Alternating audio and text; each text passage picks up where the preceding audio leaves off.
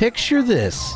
Scientists from around the world collaborate for decades to detect gravitational waves from neutron stars colliding 130 million years ago.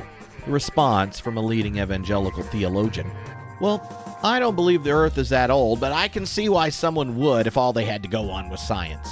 Today, we explore what philosopher Myron Penner calls the Mohler schema, and 5 better ways that science and faith can actually work together. I am thrilled to have Myron Penner back on the podcast. I think he's everyone's favorite Canadian Mennonite philosopher of science and religion. Well, and if he's not, he's about to be. Thank you, Myron, for coming on and preparing 5 different ways that science and religion in conversation can actually shape a faith in a more beautiful way, and in helping to work out what the terrain of science and religion and the way they engage looks like in a world where the primary question isn't does God exist or not, but more nuanced conversation about how scientific discoveries can actually enrich rather than threaten faith. Anyway, I hope you dig it. And if you have that friend who loves talking about science, religion, and philosophy and such, it would be a real cool idea to just share it. Because the best brew is a shared brew. All right? Here we go. My conversation with Myron. I hope you dig it so much you come hang out with both of us at Theology Beer Camp this October in St. Paul, Minnesota. Peace out, friends.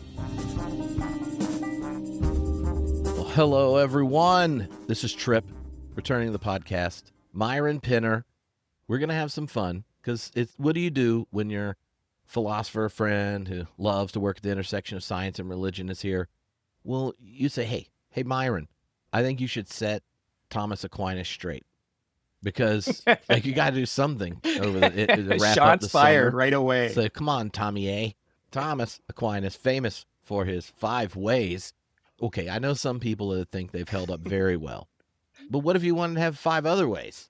Maybe 5 better ways. Yeah. 5 more nuanced ways. Yeah, and oddly enough, we can't have ways anymore that you think the conclusion of them cumulatively is an affirmation of ultimate reality with extreme confidence, because the relationship of science and religion, when attended to, doesn't get to final certainty in the way, Tommy A.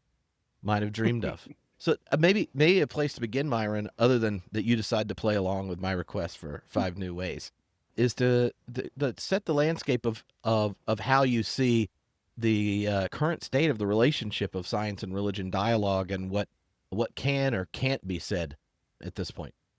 So the idea that science and faith are in conflict is been kind of widely critiqued by a lot of different, thinkers from philosophy, and particular historians of science, who, when they look down at some of the really kind of vitriolic rhetoric used from scientists against religion and vice versa, really starting with some of Darwin's early defenders, who really kind of took on the religious establishment and tried to paint religion as an anti-science kind of movement, and then finding probably its full expression with the new atheists, who just kind of took that ball and just tried to score touchdowns.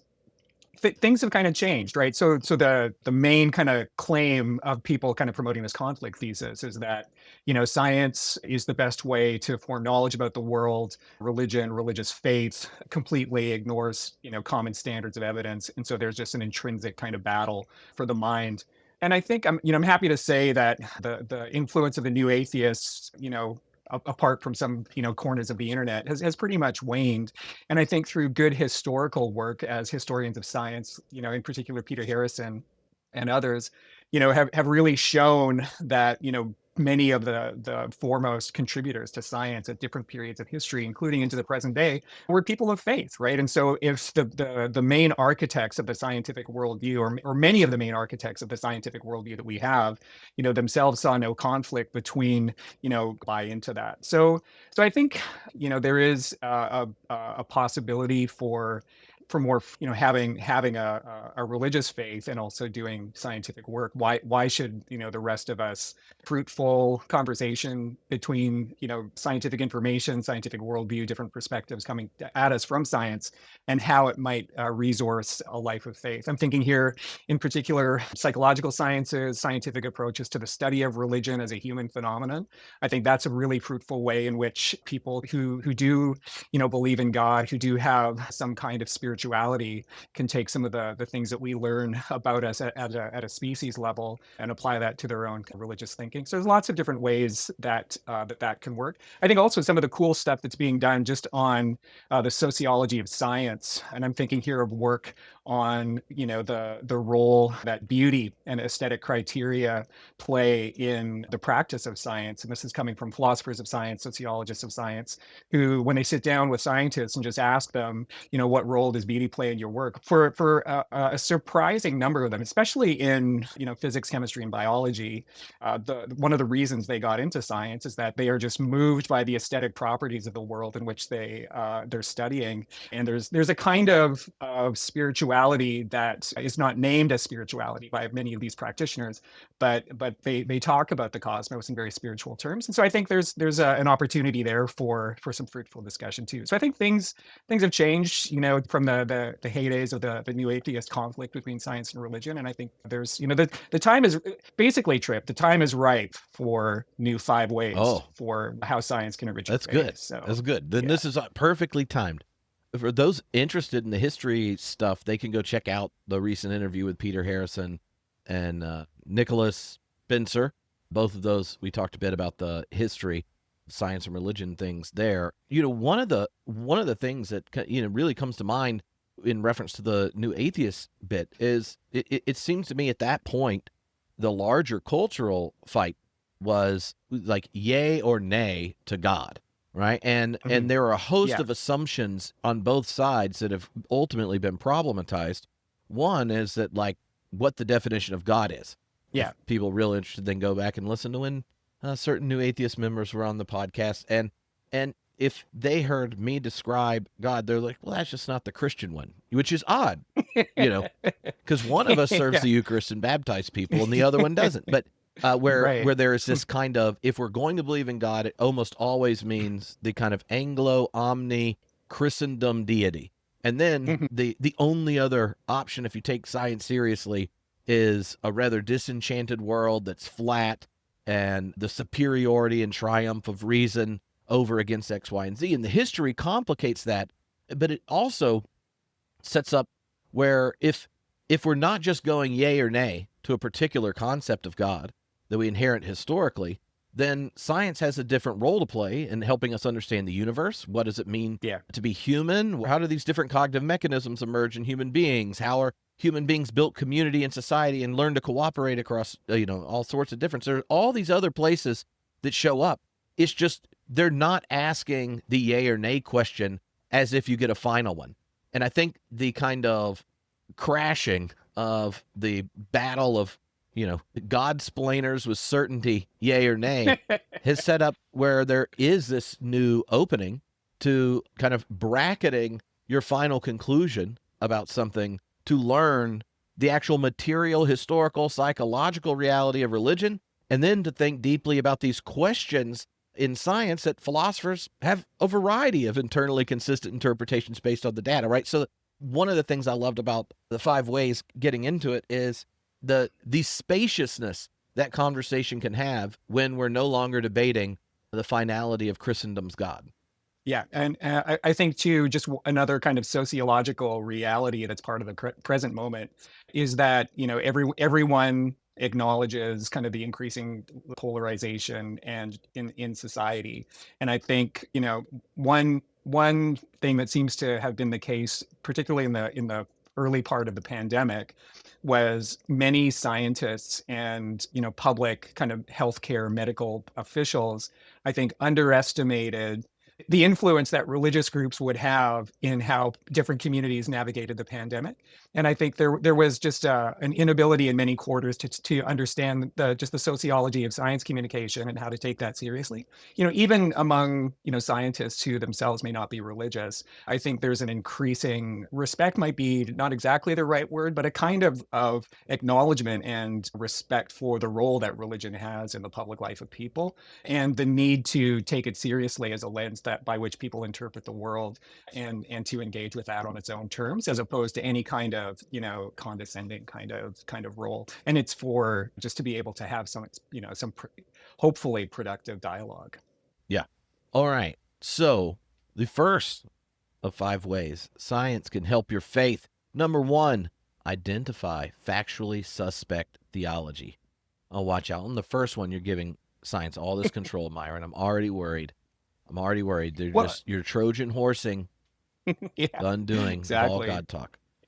Well, the language I like to use when it comes to science is that we ought to give science the respect that it deserves, no more, but no less. And I think we can have conversations about what that respect is, and where that should land. But I think wherever our own theological framings intersect with empirical claims, then I think there's a responsibility that people of faith, theologians, and have to just check and see what do our best empirical methods have to say about this area that's intersecting with our theology, right? And that's just part of doing due diligence. And quite frankly, I mean, like it's kind of a joke to say, oh, give me the confidence of like a mediocre man, right?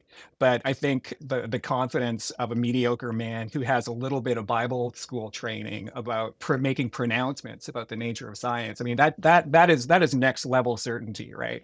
And I think when there is kind of a potential tension, I think just the amount of misinformation about what science is, how science works, conspiracy theories about agendas of scientists just constructing and fabricating information for the express purpose of undermining religion. It's just complete and utter bullshit. And I think that that kind of giving science its due is a good place to start. And so when our theology just says things that are demonstrably false, I think science is a gift for people of faith to help us think more deeply and better about our theological framing. Yeah. Yeah, and important there is the like, what are the empirical claims any particular religious tradition's making, right? Yeah, And not all the claims a theologian makes or a tradition makes are empirical. And then some within the tradition, they argue about whether or yeah. not that's an empirical statement or not. And so much of that has to do with the kind of thickness of account, beyond the horizon of science. So can Yeah. can you help us understand, like, what narrowing things down to the empirical claims that can show up in a religious tradition, and how science can interact, parse, adjudicate, that kind of thing? Yeah, and I mean, most of your listeners, might not, they would recognize this if if it necessarily wasn't part of their own story. But clearly, the easy example, the low hanging fruit here, is if you have a straightforward, if you have a particular reading of the first chapters of Genesis, and some of the genealogies that you find in Hebrew Bible, and you kind of work backwards and do the math to come to an age for the cosmos, which is 5 digit, 4 digits, maybe 5 digits, if that first one is a one, into like the 10,000 year range, and you just invest so much of your own understanding of how scriptures function, how they interact with God's plan for the cosmos and for human being. I mean, that's just such a clear example of an empirical consequence of one's theological framing that is just ripe for correcting from natural science, right? So, Can I ask you a question about that one? Because this is something that it's important to realize how this actually goes both directions, right? So ooh, if we think about the age of the cosmos, yeah, there are some answers that are just ridiculous, assuming empirical evidence matters. But if you and I sit here and go like, well, what is the age of the cosmos? There's a multiple answers that are live and internally consistent to the best observations we have. And we know the history of science, that number's changed multiple times because of For evidence, sure. right? Like if we Yeah. went back 200 years ago, we'd have a very different answer, and scientists would still be like, yeah, well, it's not 5,832 years. And even right, our newest telescope images created controversy about how you would time the beginning of this particular space time, which then set up Hmm. questions about whether or not it actually is expanding or whether you have a steady state universe. And all those things are Yeah. live conversations in science. But what I find important in this is that that means that you can't just go, well, here's the right answer. You go, Right. these are better or worse answers. They're Yeah. more or less coherent to the best articulation we have currently of the empirical evidence. And that means there are scientific answers that used to be the best answer that are now wrong. And I just feel like this is one of those times where it's good for people of faith to go, there were theological answers about the age of the Yeah. cosmos that were the best someone could do at a given point, and now we just know those ones are wrong. But that doesn't Yeah. mean that in a generation from now, you won't have people of faith that are engaging the sciences give a different answer, or scientists have no interest in a religious question giving a different answer, right? So like Yeah. there's this sense that's why I think it's that like narrowing down to like what are we actually saying empirically is Hmm. different than a physicist who understands what's being stated empirically, who then does his philosophy, or she does her philosophical account to give a metaphysical picture, right? Yeah. And so there's the like the moment we start to recognize that empirical evidence and integrity within a given religious tradition has a spectrum of better or worse answers, then I think it kind of frees you up to be vulnerable to each other's wisdom in ways that Hmm. when you need to have like, well, this is the scientific answer or the Yeah. religious one, you end up talking past each other and spend more time Yeah. attacking rather than any kind of like, investigative nuance of sorts. Yeah, I think two things really kind of stand out to me based on your response there, and one has to do just with understanding the internal kind of machinery of scientific processes itself, and then secondly, how science might inform theology and how they that there can be this kind of mutual interaction there. And I think on the just the scientific processes itself, like the way I kind of think about it is that, different sciences will have different histories, different research programs, different levels of empirical confirmation, different levels of theoretical support. And, there's a pretty well confirmed, cluster of claims when it comes to, the standard model of particle physics and certain claims about fundamental forces. Cosmology is kind of interesting, especially now with James Webb Space Telescope, and this kind of a game changer in different ways. And so when it comes to those grand kind of stories where the boundary between data that we can collect and the philosophical interpretation of that data gets blurry, I think you're exactly right. And there's lots to figure out, and there's not and there's assholes everywhere. But my own impression is that the vast majority of scientists have an appropriate amount of humility when it comes to these sorts of things, and would agree with everything that you just said about kind of the provisional nature of some of these claims, and the full expectation that, and also part of the hope is that we'll continue to kind of push the boundaries of what we know, and correct things that are part of kind of our provisional understanding, such as it is, right? And so the fact that science gets corrected and revised over time is not a bug in the system. It's a feature, right? And I think sometimes in religious communities you see this a lot in some of the the intelligent design kind of community that really does not want to have any space for evolution as an explanation for features of living things.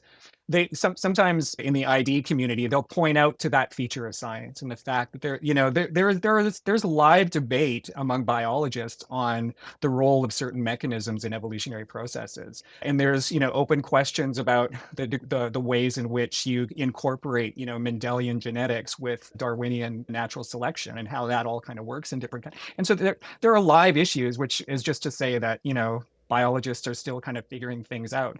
And sometimes in the ID community, they'll point that out and say evolution is in crisis, and the theory itself is collapsing.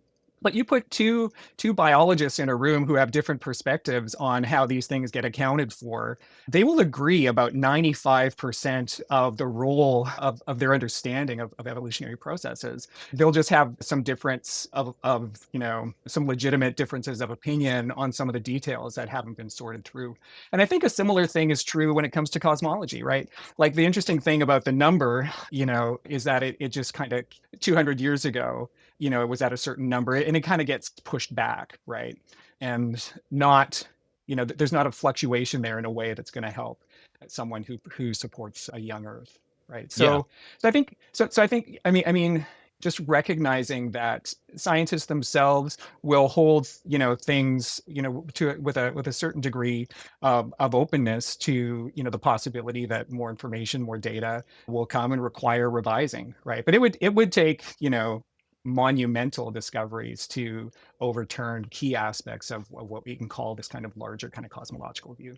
Yeah. Yeah. Yeah. And one of the things that I had never really interacted with intelligent design people until Stephen Meyer wanted to come on the Oh yeah, podcast, and I read yeah. his book, and I'm like, what the hell? Like, so Mhm. and about that move you talked, especially if people may not have picked it up, but here's what I was hearing. You can tell me if this is right.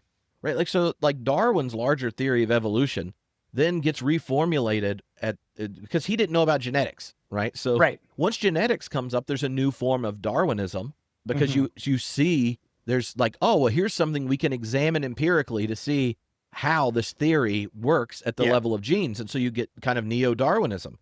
And for a yeah. period of time, neo-Darwinism was so infatuated with the effectiveness of its results, right, that then it Hmm. didn't imagine other factors playing role Yeah, in right. evolution. And then in the last 35, 40 years, there's a whole expanded vision of evolution where, like, oh, sexual selection, something that Darwin actually talked about, comes Yeah, to play a better role, like the aesthetic side of it, or for sure. multi-level selection, or like there are all these elements that going on. Then the discovery of how different genes get turned on, right? Like there's all these Hmm. new discoveries taking place Yeah, that then problematize that one neo-Darwinian synthesis of yeah. genetics and Darwin that was popular in the 70s and 80s. And then Yeah. that was what Stephen Meyer was obsessed with, right? Going like, that's wrong. And, and Hmm. you're just kind of sitting there going like, well, like, you can't say it falsifies evolution if that literally was not part of the evidence Darwin's looking at. And it's not Hmm. like people said genes don't work. It's the other things that are acting and going on. And Also have a role to play. right. And so you can see, like, there was nothing that was science at its best to go, oh, here's a better theory. It explains this. Oh, it doesn't explain this. Let's investigate it. Oh, actually, we're going back to Darwin to rediscover things in his own thesis that we Hmm. overlooked initially because of the power of genetics. Oh, now we're paying attention to these other features. Look at this other stuff. And you get this bigger kind of web of influence. And then when I was trying to pin down with him what he made the Cambrian explosion, like, somehow the Cambrian explosion, which is this period of diversification in the story of evolution, Yeah. that the only logical explanation of it is like fine tuning at the species level. Hmm. And I was like, what in the world? Like, I couldn't figure out, like, I'm Hmm. like, okay, let's hypothetically imagine a deity that thinks that's rational and reasonable way of doing things. How would Yeah. that be like the best explanation, or one that is like compelling? Because the actual scientists who you're footnoting don't think the question you're answering is a real one, you know? Yeah. And so, like, when you take, say, that example, like, what is when you talk about kind of identifying the factually suspect part of the theology, when it's someone like Meyer, or intelligent design in general, what's gonna mix there? Because they're engaging the science, but Hmm. something of it just seemed off. I didn't really know what to do in that conversation when I was like, he's just reporting. And then at the end, he's like, yeah, and I'm against gay marriage, and starts going through like normal conservative Christian stuff. I'm like, Right. all of a sudden, I Right. got the penal substitutionary atonement. So, but So in my, like, I have not met Meyer, but I've talked with people who are familiar with his work and who would subscribe to it, right? And it didn't and stick. that's Okay. He said I was really nice, and he was glad I read the book. Yeah. It Yeah. didn't. It wasn't ultimately persuasive to. Yeah. But I think I mean the terms of that discussion, were baked into his theology. It just seems to me that the conceptual starting point is just a certain commitment to what the theological truth has to be, and then everything else is kind of downstream, right? And so there will be an attempt to construct certain narratives that try and fit, the empirical data with their own kind of theology. So you get these kind of fantastic. It's like the biological equipment of Copernican epicycles, right? Like just kind of, more and more. And then also there's just a real unwillingness to try and provide better explanations for some of the key evidences that come to us from genetics. And I think one of the big things is the fact that we share, the same mutations with our evolutionary kin, right?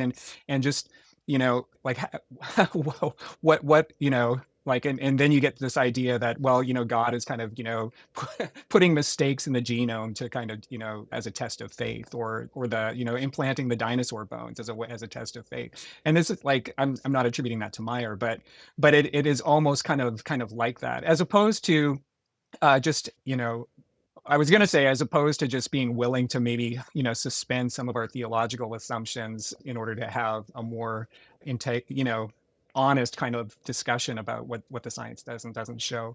But that's a hard thing to do because we all have our assumptions, Hmm. right? So it's hard to kind of lay them aside. But I just, yeah, I think just the commitment to a certain, theological framing, a certain view about what the Bible is and how it works, and just a lack of creativity to imagine that things could possibly be different. Hmm. Yeah, I imagine it like someone who's got a giant picture on the wall, and there's a bunch of puzzle pieces, and they already know what they're going to build, right? Yeah, And in one of the challenges of science is that you don't actually have a final picture, and yeah, the puzzle pieces are in black and white, reality's in color, and yeah, you're as you get more empirical evidence, you're helping to construct stuff, but the construction will never equal, the fullness of our lived reality. And yeah, so it's always a dialectic process between the two. yeah, And those who think the black and white puzzle pieces ultimately legitimate, the picture they began staring at, whether they're, you know, militant atheist or hmm, whatever you want to call Stephen Meyer's version of reality. Like they both kind of have this same methodological blindness to what the actual gift is science brings into thinking through bigger questions that are even beyond its purview about the world. And I think that's one hmm. of the things that you get at, and that's in your second way that science can help faith, and that's it ends up creating new theological spaces. And you mentioned a number of different ones, but maybe just like introduce it to us and pick up the evolution as an example, since we were just mentioning that. Yeah, for sure. And I feel like this is just going to be a setup for you to kind of knock it out of the park with how process theologians kind of are inhabiting this new Oh. theological space in ways that are science informed and really riff off of some of the amazing appreciation for science that you get from the process party. But yeah, like if when one of the things that I think is true, at least in some of the circles that I travel in, is that we really haven't, or we can get better at just thinking through the impact of our evolved nature at in thinking about, how to live and move and have our being as religious people. Like I think just minimally, thinking about the contrasting kind of pictures of a, instantaneous creation out of nothing for fully formed species, right? That kind of, pop into existence kind of model. Contrasting that with, a more kind of contingent view about how species have developed over time, and that, the every living thing that we see in our world right now, including other human beings, are the product of just very long, slow, sometimes violent, often incredibly complex selection pressures that create the features that living things have in all their diversity, right? And that's that's the if we are using the language of creation to describe God's interaction and activity in bringing things into being, that's the process, right? And so just to take that seriously and think about, well, what does that mean then to be an image bearer? What does that mean to look at my relationship to other living things? The fact that we all share, DNA and common ancestry, right? And I just think, those are just some really fruitful areas for thinking theologically that are driven by that take as its starting point information that we get from sciences. Mhm. There's something to be gained by recognizing how the natural world actually works, right? Yeah. Like, because even if, sometimes people want to look at how the natural world works, and then they're trying to figure out how you squeeze God into it so you can preserve God's divine action and stuff like that.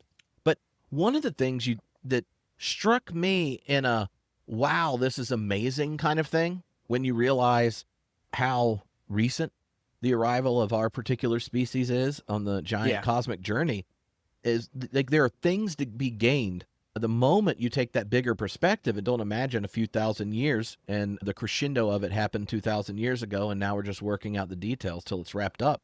Is it that creation in its fullness is unfinished, right? Which Yeah. change it gives, like, it would make us, right, reread the beginning of Genesis and see what kind of responsibility in a world unfinished as God inviting Homo sapiens into. It makes you go, oh, well, if it's unfinished, we might have had the tendency of thinking very anthropocentrically, as if we were the center of a cosmos rather than like one species that recently arrived on a mediocre planet in a mediocre solar system in a mediocre galaxy, and there's billions of them. Or even if you think about theology itself, like, at some point we'll all be in the first chapter of the early church history book, assuming that religion's still around and we haven't committed suicide as a species, like, we'll be in the early church chapter. And Hmm. so, Yeah. like, things like that I think can help us shift, because then there's a kind of openness, and that openness, and that when we take responsibility or risk deeper in love or whatever ways we want to talk about it as Christians, that we're actually investing in the future shape of a faith. And hopefully, right, as Christians, it would be one where the mind of Christ is something we Yeah. participate more deeply into. Like, to me, evolution stuff always made me think, oh, well, this is like lots of cool stuff to think about. Mhm. Well, I think too, like it's hard for us to have our time horizons expanded, right? And there's a great philosopher who has written a bunch of public works. Her name is Agnes Collard. I don't know if you know her work, but she recently came out with a book called Open Socrates. You'd like it quite a lot. It really is an invitation to an apology for a philosophical kind of way of thinking.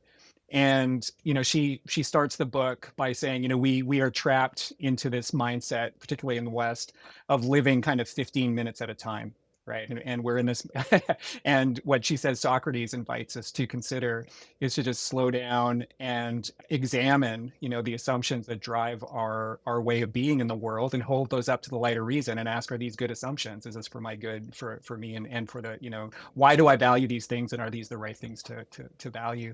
And I think that idea, I think about that a lot since I've read her book about this, 15 minutes at a time, 15 minutes at a time. And what a larger, kind of longer cosmic kind of time scale does is it just calls us into a different way of thinking about our place in relation to time, and just, the significance of it all. I think that also has implications for theology in all sorts of interesting ways. And this isn't just kind of the evolutionary process, but just kind of the length of the cosmic timescale. And I like what you said about, of us being in the first days of the church, which is such a inversion of this kind of a imminent end times kind of eschatology way of thinking. And I think that this second one about these new theological spaces, that can also be challenging to theologians who are invested in the science and religion dialogue. It reminds me of one of my favorite jokes, Myron. I don't know if I've Bring told it. this to you before. What do you call science and religion scholars whom the scientists can't problematize the theologian's confessional commitment? Yeah. Engaged. Yeah. Yeah. Scientifically engaged theology. I know. I know Yeah, yeah. it's puzzling to me. But Yeah. I say that because there Wait, is there a WTF JTF kind of joke there? possibly don't know. But I have had JTF employees find the joke humorous. So, but I say that because there are ways, right, that if you take just that first point of Yeah. talking about what's empirical, like you can truly engage the empirical, and what is empirical is helping answer a question where one's theological or confessional commitments are presumed in Yeah. the engagement. So nothing that the scientist brings that's about empirical reality is going to change the actual theological convictions. It's changing the application of them because Hmm. you're engaging science to answer a theological question or a puzzle that you have, but it's not one that makes you go, oh, well, maybe that would change how I understand the God world relationship or how it change X, Y, and Z. And so I say that because I think there are so many different modes of science and religion engagement, and some are ones where not in the same way Stephen Meyer does it, but in ones that Hmm. are going low. I'm going to narrow the question because I'm not reorganizing my confessional commitment, but I am engaging scientists on their actual terms and letting them help Yeah. answer empirical questions. And that's a different boundary than engaging the science makes you rethink, right, the picture on the wall that you're trying to piece the puzzles together. Yeah. Which, some of us are like, well, that's why that omnipotent piece is really a sticky Hmm. wicket there, or that's why to understand quote scare quote soul, you probably don't need to run around defending supernatural dualism, or there are lots of places it comes up. But I like, how would you describe that tension for those that aren't scared of science and aren't they're completely engaged with it, but kind of that invitation to new theological spaces has a secondary effect that not all scholars of science and religion engage with. Yeah, I think that's an interesting point. I think if I understand kind of what you're saying here, you might have theologically informed, people who are willingly wanting to engage in science, and not in a way that might necessarily cause them to revise or reflect or in any way put into tension with their own kind of theological framing. But it just turns out to them that as they are wanting to move forward in some kind of application of their own theology, it turns out that, oh man, I need some really good data on best practices for mitigating food insecurity in certain communities, right? And oh, there are people who actually research these sorts of things, and I can kind of incorporate some of that empirical information in ways that allow our faith group to be more efficient and effective in how we provide support for people in our community, or other sorts of things too, where what that takes though is a comfort both with the science but also with your theology in a way that isn't trying to prove that your theology is true because science supports it, or you're not approaching scientific data with a certain kind of naive hubris that says, you sciencey people, we'll tell you how to deal with food insecurity. It's right there in the chapters of scripture, right? And so in order to have that more positive kind of productive engagement with science, there needs to be, you just need to have kind of a comfort level and a maturity with your own theology where you don't have that kind of fear-based engagement with science. And it goes back to what I talked about earlier about giving science the respect that it deserves, right? No more, but no less. Yeah. All right. So your third way that Yeah. science can help your faith is a rather pragmatic one. It can be a resource for people who are deconstructing. 100%. And I think a lot of and I think a lot of what I'm talking about here comes from the fact that many people who are deconstructing, who are, coming to realize that the largely kind of evangelical theological inheritance that they were given was not only not good for them, but it actually actively harmed them and others. And they just need to find a better way. I think in a lot of cases, information from science, both kind of accurate information about natural sciences and helpful information, and also to the best of our ability from social sciences, can help them understand their own experience, realize they're not alone, and also provide some resources for them to just to validate their experience in ways that can help them heal and find a new livable, breathable version of faith that fits them in today's world. Right. And so just, helping them see versions and more interesting ways of being Christian than the inheritance that they were given, ways that have an easy fit with science and, are not kind of this fear-based interaction with science can be very helpful. One of the places that I'd love to kind of get you to unpack with a little detail is your own work in cognitive science of religion, both in your like in the classroom. You engage lots of students from different religious backgrounds who are then showing up in a class where you're talking about how cognitive science understands and talks about religion, different psychological mechanisms, all that kind of stuff. At the in undergrad students, especially those coming out of rather homogenous and religious environments, are encountering a whole spectrum of different people and perspectives and having experiences kind of outside that initial family unit and community and stuff, and that forces or throws a lot of people into deconstruction or whatnot. So in your experience, how has certain parts of the kind of psychological sciences become an ally for students that are in a deep transition and stuff around their faith, and not just evidence against the naivete of what they previously held? Right.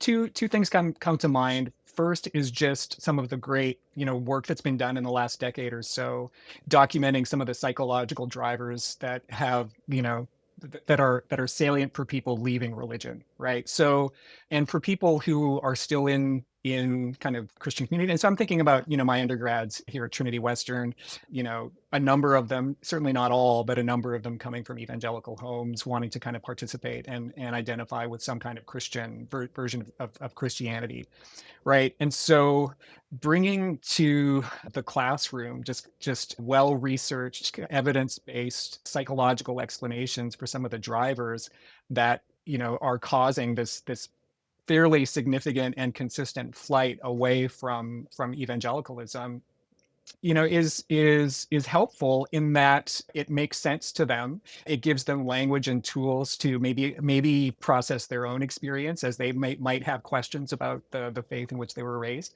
But it certainly helps them understand the experience of their friends, cousins, brothers, aunts, uncles who don't go to church anymore, right? And so framing it in psych science language, it kind of depersonalizes it. And also in the sense of it, we're not saying that these are morally bad people.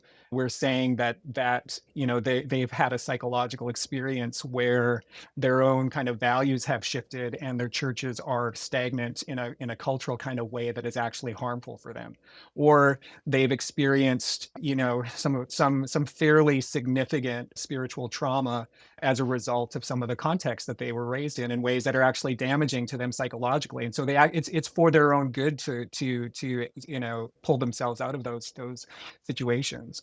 Or in another salient one is people who have experienced their own level of suffering that has been quite significant, and instead walking alongside people who are suffering as a way of providing support, their church community has basically blamed them for lack of faith, or has tried to give them very very shitty explanations as to why the suffering happened in ways that might have been beneficial initially, though that's suspect. But over the long haul, it's not a satisfying response.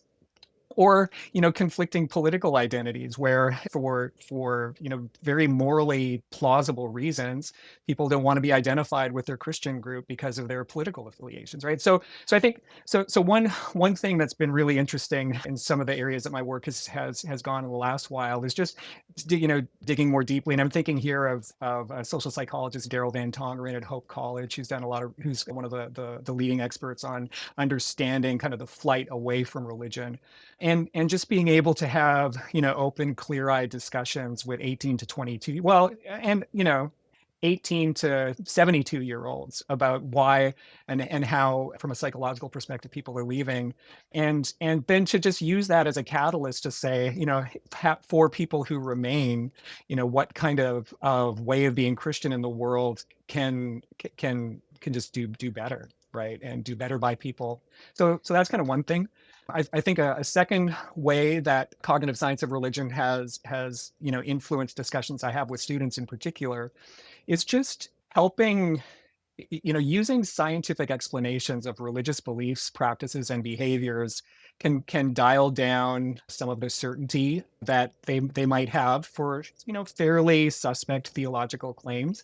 And I think in some ways that can be disorienting, but it can also point out a more deeper way of engaging and critiquing their own spiritual practices, right? So one of the consensus views is that the cognitive processes that are particularly important for forming religious beliefs and behaviors, you can tell a good story according to which they have evolved to solve specific problems that have nothing to do with religion, right? We engage and form beliefs about other people's mental states in a way that helps us read behavior, figure out where we fit into the group and whom we can trust.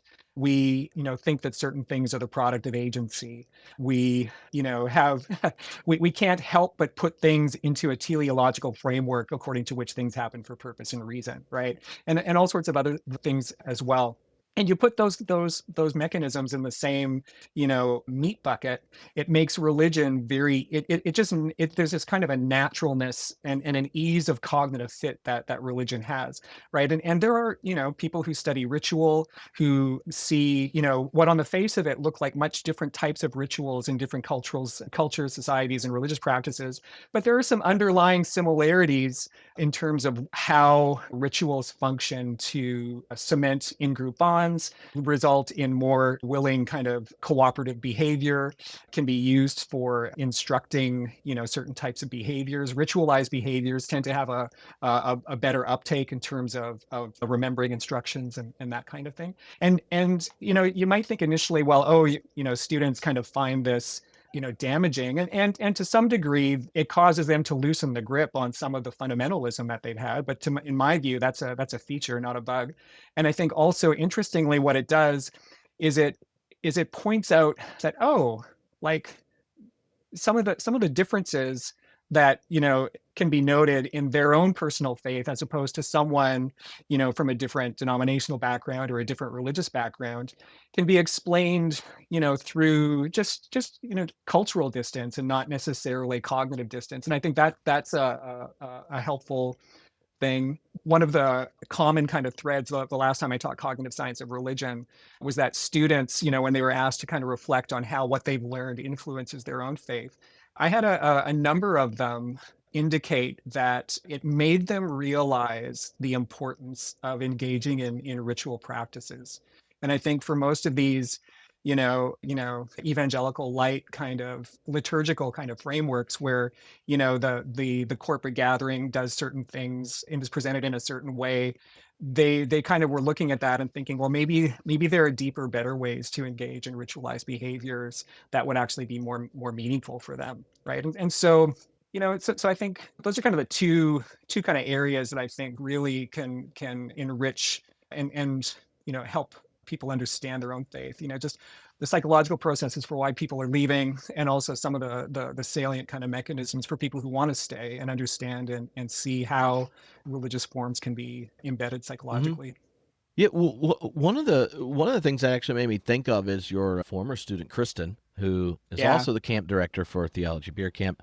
When we were talking about this, something she observed was when someone who is deconstructing gets to know a lot of what's going on in the psychological sciences, then you don't end up just shifting your perspective and holding the same form of confidence, right? Where you can Yeah. imagine people that like they were a Christian fundamentalist and now they're an atheist fundamentalist, or they're like an anti-theist, right? Like, and that part of what the cognitive science do is helps you make both a form content distinction, and that, yeah, like the content, there are parts of the faith content that are just wrong and we can rethink it here, and I find this problematic, and then there's this and you can work through it. But the other side of it is just like, what is the form in which one holds their identity and their way of relating to the world? And Mhm. the kind of inherent humility of the sciences sets you up to hold where you get to next in a different way. Yeah. And I think that's really helpful. And I can think of a lot of people who could benefit from not just switching the content of their faith, but the form it takes. I think there's an analogy here. Maybe you can speak about it in your own experience. Like, someone who has studied, biblical texts and theology like you, and I don't know to what degree you visit other churches or hear other preachers preach, if that's part of your experience anymore. But like how, I mean, you're a generous kind of person, but like, is it hard for you to hear other preachers preach? Is it like, or and are you kind of unpacking things hermeneutically, philosophically, in real time? And is it hard for you to inhabit that space, or what kind of attitude do you bring to that? And then I'll hang up and wait for your Oh response. no, And then yeah. yeah, I don't I personally don't have much hang up with it. And getting invited to speak in lots of different congregations and styles means I've developed a way of enjoying thousands of people at a charismatic worship service where you get 45 minutes to preach, or Yeah. attempting to talk under 12 and wear a robe and not move, right? So I have that, but like my hunch is my comfortability being there is that I don't have the same kind of religious trauma that's attached to the aesthetics of worship of some particular Right. style, which some people do. And so Yeah. they can be comfortable in other aesthetic styles, but the one that where the pain happened isn't there. Or some people are like, I love where I came up. Why can't anyone with not crappy theology have the aesthetic style? So like I hear those differences. For me, the biggest shift in when I'm hearing other sermons is like, yeah, you can't not think about how I would exegete the text, Mhm. right? But knowing what goes into sermon prep, I'm always trying to listen to, like, where's the sentence in their sermon that like they are risking a bit of their existence on? Like what's Mhm. their strong claim, and who is it for? What would what what would it be like to seize that and give that, in the sermon space? Yeah. And so that can cover a multitude of exegetical questions for me, where, Yeah. like I've heard a sermon, preached on the parable of the talents, and I was like, the entire exegesis, I'm like, that's not what was meant. This is wrong, right? But underneath of it, like if you were listening to the sermon, like the preacher wanted to communicate that with whatever we have, we are to take our own existence with a seriousness, because it is the gift we get to give. And it's not a gift until it touches someone else, right? And that statement, I'm like, great. Are there Yeah. 5 other parables that immediately come to mind that's actually related to what Jesus was talking Yeah. about? Yes. But like to me, that goes, oh yeah, who knows what they went in with their exegesis, blah blah blah blah blah. But like, there's something about the gospel as I've encountered it that I see in what they're saying, and yet they're Yeah. putting that forward in their own life experience language to a congregation they know Mhm. and serve, and I can enjoy that.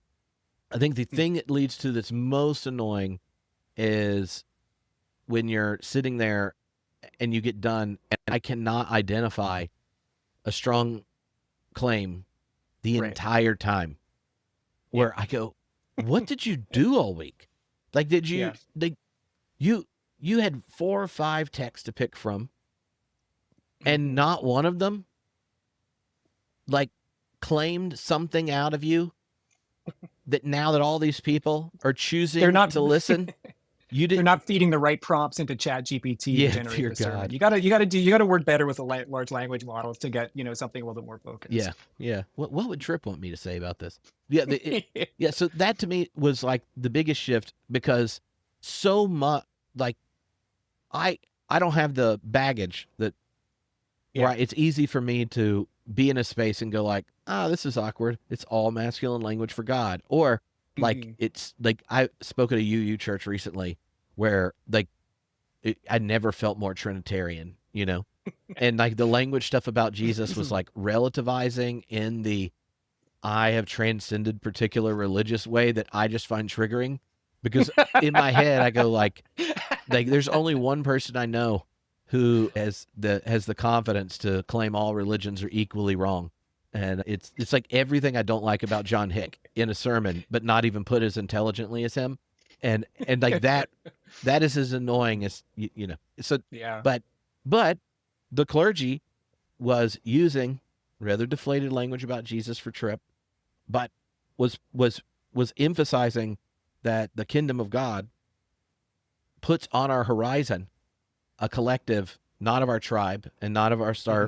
our blood and not of our soil and these kinds of things, Hmm. but the entire collective of life, which which both comes from God and well, you know, in very vague statements, oh, returns to God or whatever like that. Hmm. But underneath it, that sense that the invitation to the people of God is to be a people for the world. I was like, yeah, okay. Yeah. You But can you can like buy it. I'm like, you invited me and said you liked my Christology book, and I don't think you read it well. You know, like that's I'm Yeah. So I bring some of that to church, but also bringing kind of cognizance of religion with me. It's for the most part, it's been a fun conversation partner to have as I sing songs, hear sermons, watch interactions, that sort of thing, hear about programs and other sorts of social things that are going on in our congregation. And was one experience is just kind of was where this kind of really jumped out at me. It was a few months ago. I forget exactly even what the lead up was, but the sermon kind of ended, and to kind of emphasize the point of being loved by God, participants were invited to come up the side aisles and receive kind of a blessing from people who were there too.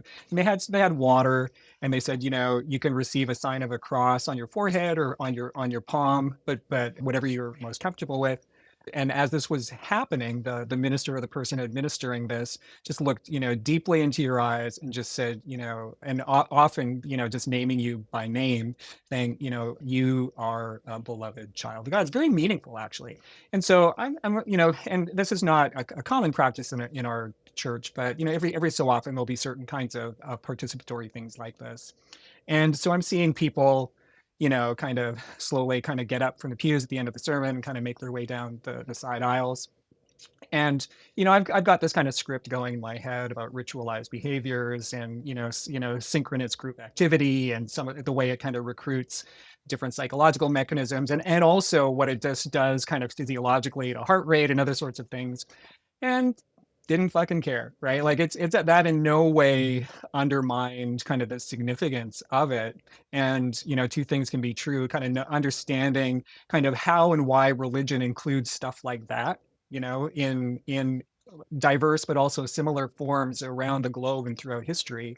And then also to acknowledge, to just not just kind of see that as undermining, but actually just to embrace it, right? And to just actively kind of go in and participate in it. So, yeah, yeah. To me, the one of the things you said there, like, is there. Yes, you're aware of the power of cognitive mechanisms that are a part of being human, yeah, and understanding that they're present and active doesn't explain away the gift in which in how they can be used, right? yeah, And I think that there are significant portions, especially of the part of the church that theoretically love science the most, who I wish when they were planning worship service trusted the science enough to know yeah, how human yeah, beings work, and that the iconoclasm of Protestantism and the hubris of intelligence is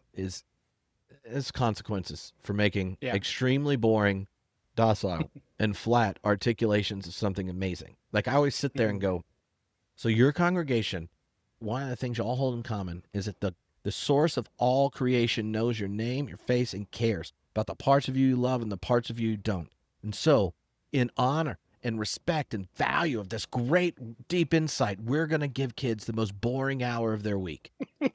Because if we were semi entertaining or Right. use the very cognitive mechanisms that are a part of who we are, Mhm. theoretically made in the image of God, to generate social bonding, to inspire a sacrificial acts towards each other and our neighbor. If we were to do that, that would be cheating, would be manipulating. The last thing we'd want is for people to get in sync and then think, oh, this great gift of the love of God that's true for us, our neighbor, and our enemy should inspire us to collective action. So we'll just be boring, and we'll feel proud of ourselves for making sure you have to have a music degree in order to sing along. So like there are things like that where I go, oh, I really they need to. It'd be better if they learned about some spiritual technologies. Yeah, affective engagement is interesting because there's a sweet spot too, and my collaborator Laird Edmond has done lots of work in cognitive science of religion and ritual, and he points out that one of the downsides of a particular type of evangelical power hour and the emotional kind of setting that it's supposed to engage for sustained periods of time, it doesn't it's just hard to it's hard to sustain that over a longer period of time, and it just kind of loses its significance. And there's something to be said for rituals that are ones where it's the participant offering something to God, right? These tend to be repeatable. They happen very frequently, and there's a type of sensory pageant, a level of sensory pageantry that is appropriate for that type of event. And if you dial up the smells and bells too much, it's going to fry the circuitry in a way.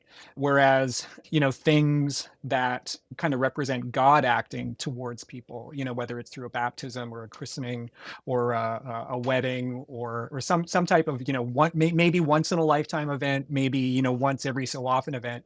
That's really when you see in a lot of different religious practices, that's where you dial up the smells and bells, because now this is kind of appropriate for that kind of thing. So affective engagement is kind of, there's kind of a sweet spot, and it really just kind of depends on on who the audience is, and how often does it happen, and who's doing what to whom, right? And so that's and who's doing what to whom. Yeah.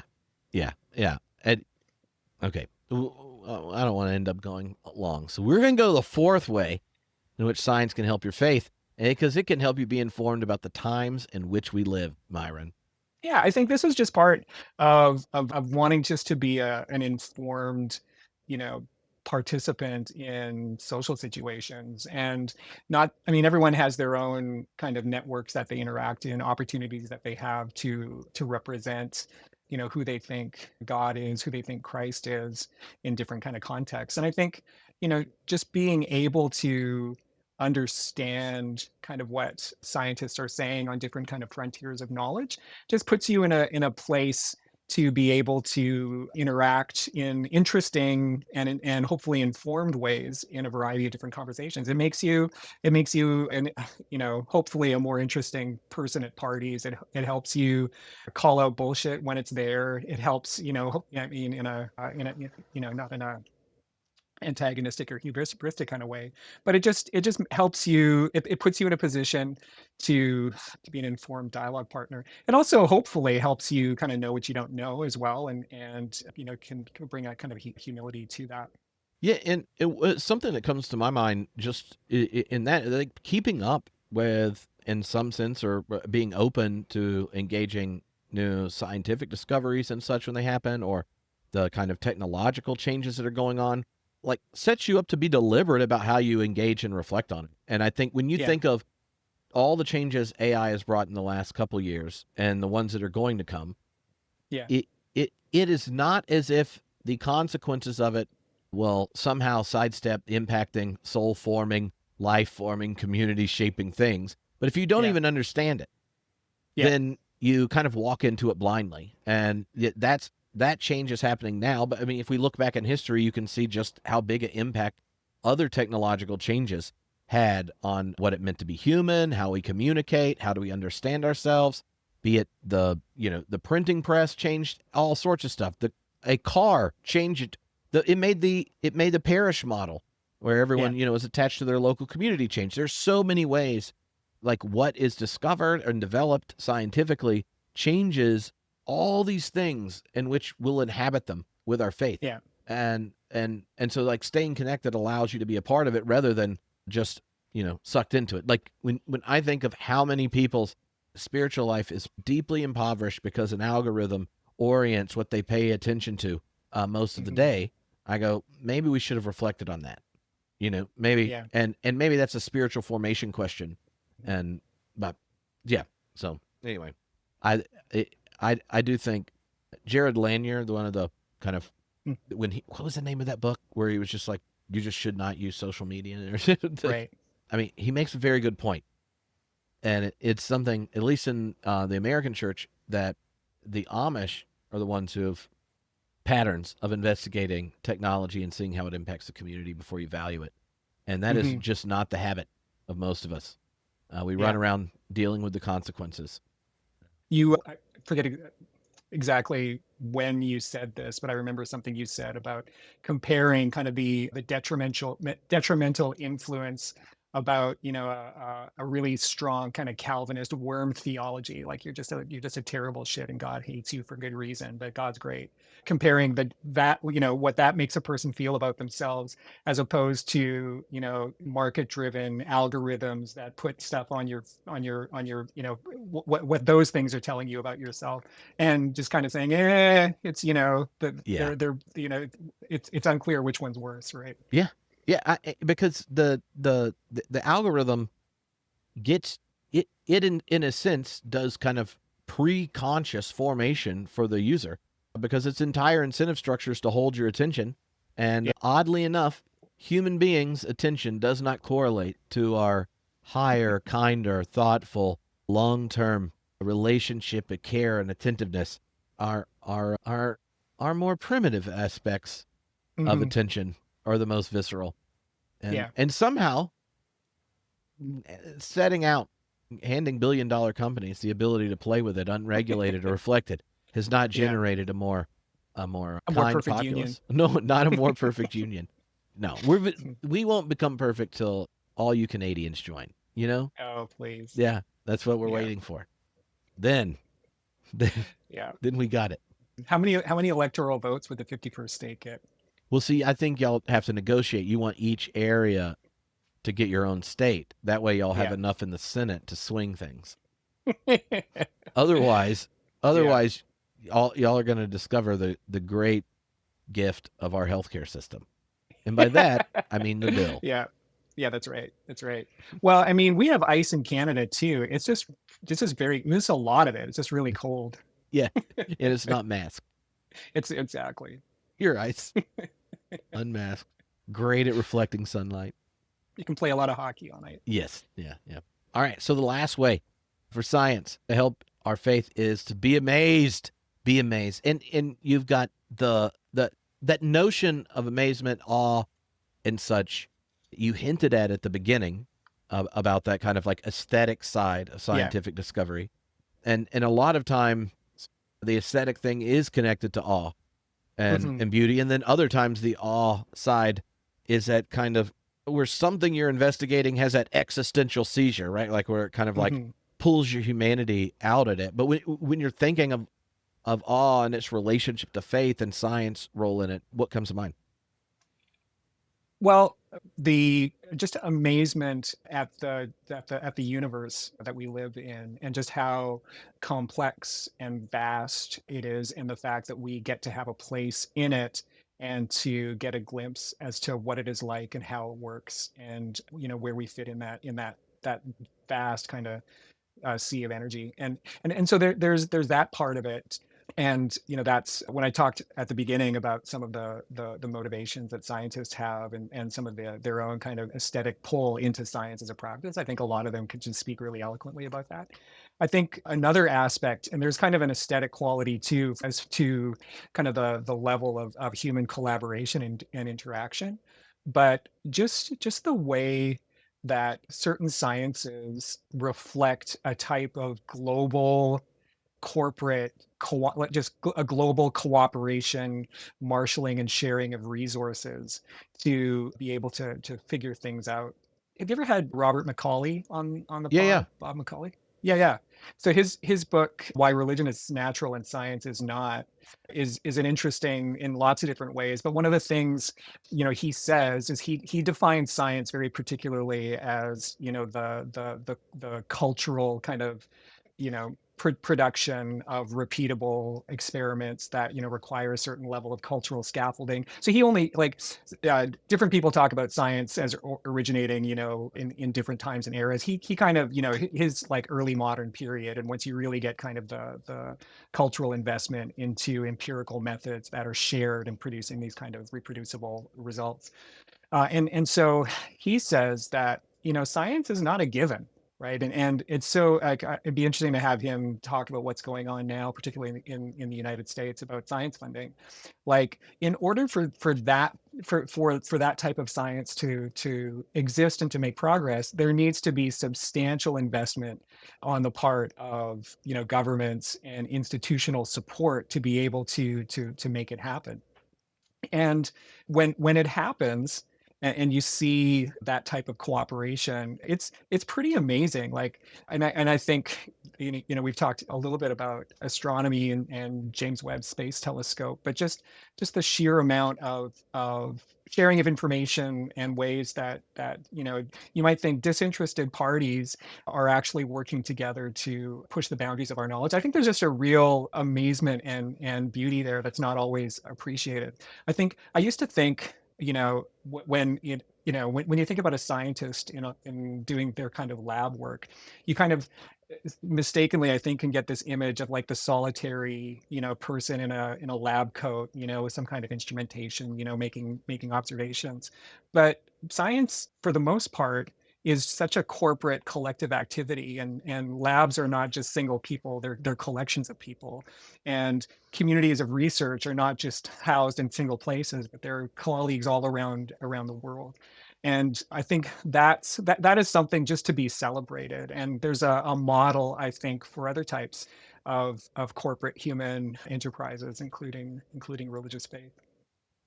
Yeah. Now, in your email, you said you what does Al Mohler have to do with the confirmation of gravitational waves?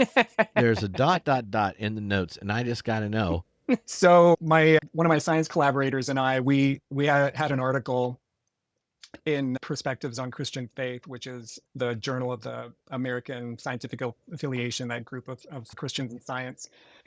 And we wrote about nuclear chemistry and medicine. And basically, the thesis of that article was that, nuclear chemistry is kind of a particular part of chemical science that just explains, what's going on at the nuclear level in different elements. And it's particularly useful in certain types of medical imaging because isotopes will break down at certain rates, and this helps, doctors image certain organs, cancers, other sorts of things. And that in order for that to make sense, you have to adopt this whole kind of framework for nuclear interactions that just doesn't make any sense without understanding also that the earth is very old, and that the science that supports nuclear imaging in nuclear medicine also supports radiometric dating of objects and other sorts of things, according to which we get a very old earth. And so we just kind of point out in that article that you can't really have it both ways. Like if you accept the science according to which we get this nuclear applications in nuclear medicine, you also have to accept the implications of the same science in this other area. And so then we kind of we kind of come up with and respond to different sorts of interactions or objections that someone might raise. And the very last objection that we consider is a theologically based objection where we introduce into the literature what we call the Mohler schema. And the Mohler schema is, according to science, P, but according to my Bible-based theology, not P, therefore not P. And we specifically talk about Mohler's response on his podcast to the confirmation of gravitational waves, I think in 2017. And this is just an example of this kind of collaboration that we were just talking about a moment ago. So there are 3 spots in the world where you've got these laser interferometers that are basically shooting laser beams at each other in a very precise way, such that they can detect ripples in the gravitational background, right? And in 2017, I think it was, all 3 of these, there's 2 in the States and 1 in Italy, detected kind of a massive ripple. And often when they detect things, it's only a few seconds long. But in this one, they detected the after effect of 2 neutron stars colliding 130 million years ago. And this ripple lasted almost 2 minutes, right? It was about 100 seconds long and all simultaneously. And there's like, whoa, like shit's getting real. And so because they had these confirmation at different spaces, 2 seconds after that event started, there was a telescope from NASA that saw a burst of gamma rays in a particular region of the galaxy. And so then they were able to take all this data, triangulate it, and get on the horn and get like telescopes around the world pointing into this particular region. And then over a period of about 2 weeks, they saw massive energy bursts across the spectrum, right? And so it's like, just think about that. Like, just think about the scale of cooperation and all the investment in the technologies for decades and decades and decades to kind of be able to detect this kind of event. And so Mohler's response in his podcast is say, well, I don't believe that the Earth is 130 million years old, but I could understand why someone would if all they had to go on was science, but Christians have the Bible and we know, like, it's just so terrible. It was like, as I'm reading this, I'm thinking, this is the intellectual head of the 5 families of the Southern Baptist seminaries. Like what, like, this is the person it's just so shameful, right? It's just so shameful. And so, Yeah. So you I wanted kind of to look at the introduce him to science Rule story. 1? You're like, could you identify Yeah. factually suspect theology? Yeah. And so so that's a different response, right, to the majesty and wonder of this kind of scientific collaboration, is just to kind of dismiss it out of hand.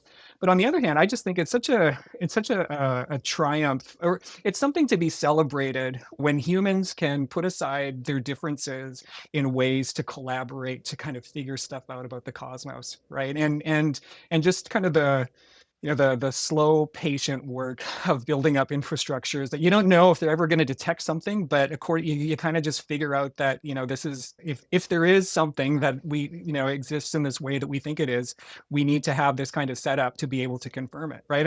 And I just think there's something really, really beautiful about that story.